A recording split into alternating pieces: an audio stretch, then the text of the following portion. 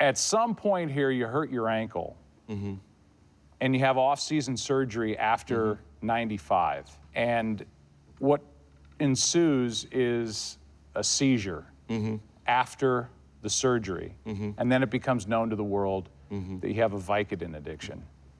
How did you get to the point where you were addicted to Vicodin? Well,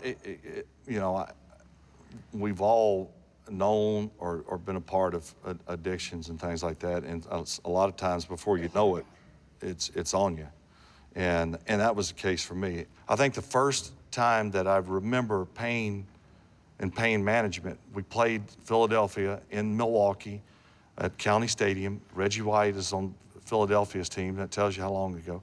And right before the end of the first half, he tackles me, and my left shoulder is separated. And it was a third-degree separation. It hurt like hell. And the half was over. I go in, and they give an injection in my shoulder, not uncommon. And it felt fine.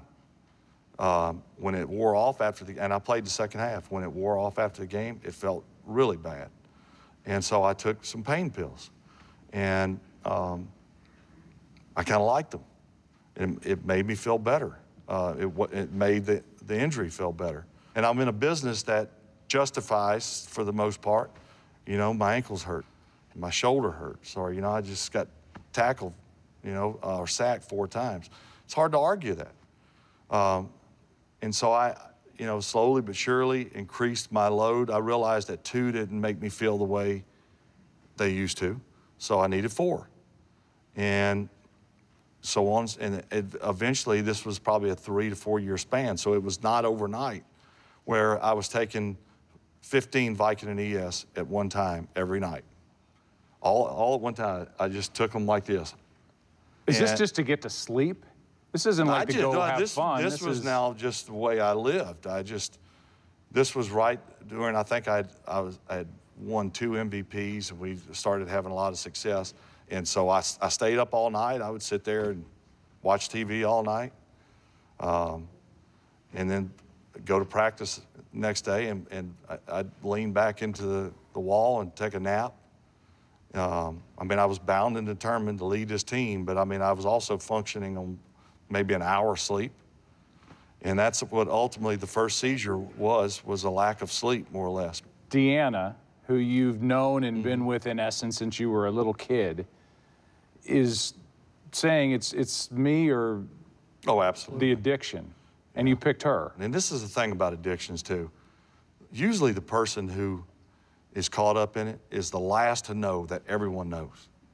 You think that no one knows you're drinking and driving. You think that no one knows you're taking 15 Vicodin ES at one time, and you're staying up till 4:30 in the morning, and no one knows, and that you're sleeping in meetings for a reason. You just go about life, you think no one knows. She knew. In fact, she was flushing pills down the toilet from time to time, and I didn't know it. That just made me work harder to find them. But she was trying to save me, but ultimately I had to save myself. I spent 72 days in rehab, and I can't say that I wanted to get out way before, and I fought them tooth and nail. I thought I knew it all. Then it was like, you finally bought in. And then I was released, and I was like, yeah. But I never went back to it, and they were right. And thank God that I bought into all the things that they were saying. But you come out of that clean, and you vow that you're going to win the Super Bowl. This is leading into 1996. Not only is the team really good, but is there a renewed focus on your craft, or was that always there? I was a lean, mean fighting machine at that time.